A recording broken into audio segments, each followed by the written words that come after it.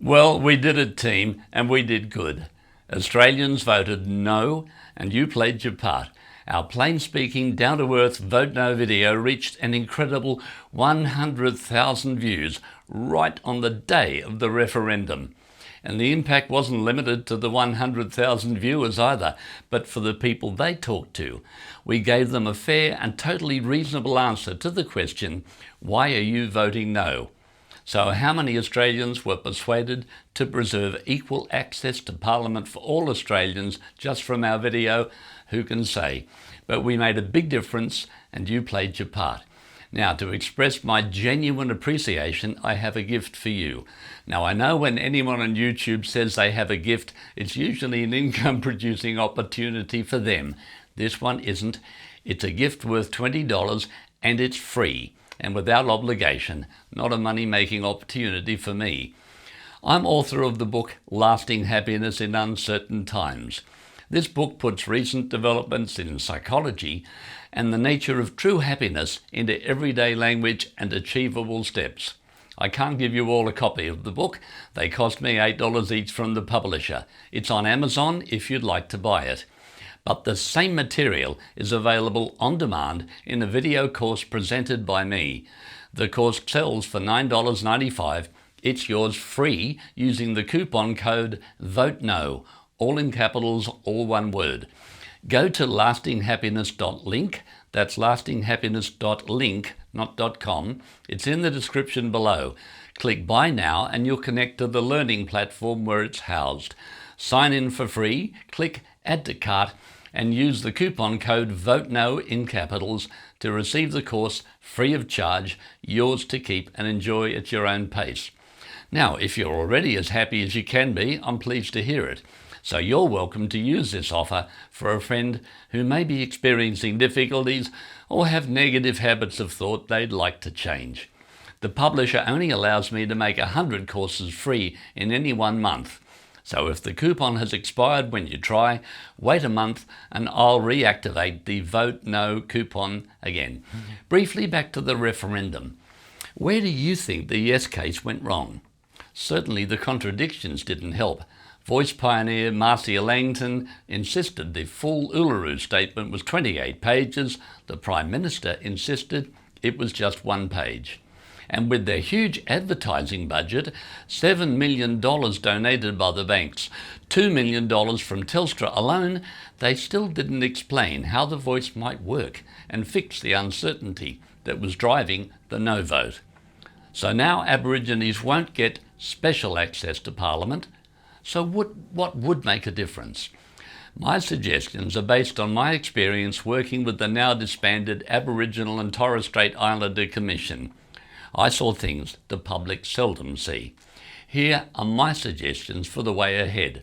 First, allow long-term unemployed people to keep some of their Centrelink payments on top of their wages when they enter the workforce.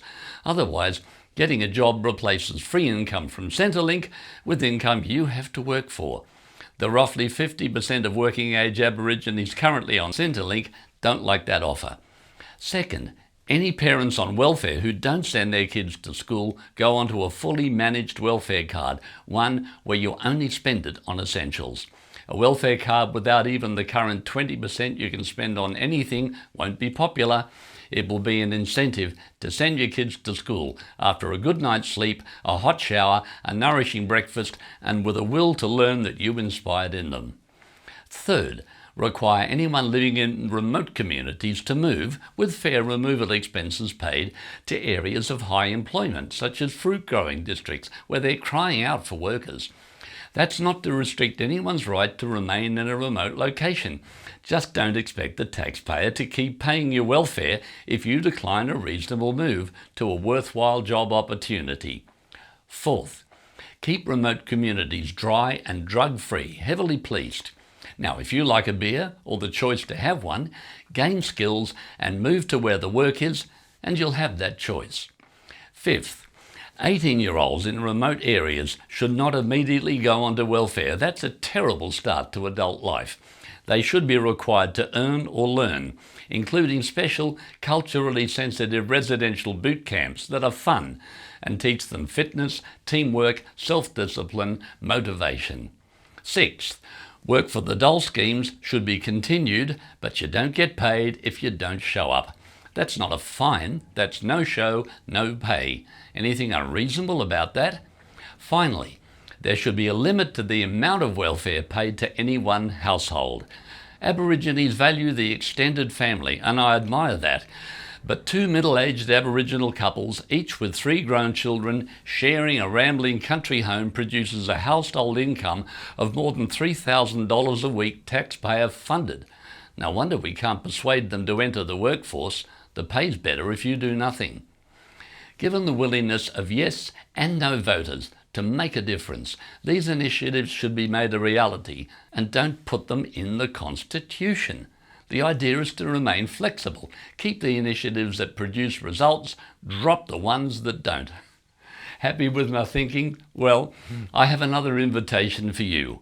It's been my privilege to teach creative thinking to academic and senior management audiences in 6 countries, including the US. I have a separate YouTube channel called Fast Imagination. Subscribe to this and you'll get a very short video once or twice a month on how to think differently, think creatively, think imaginatively.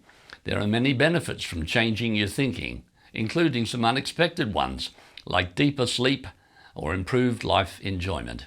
There's a link to the sample video in the description below. Take a look. If you see value, please subscribe to my Fast Imagination channel, and we won't be saying goodbye. Now, if I don't see you on Fast Imagination or lastinghappiness.link, thank you once again for playing your part and preserving an Australian Parliament that is equally accessible to all Australians, regardless of race, creed or colour. May it forever be.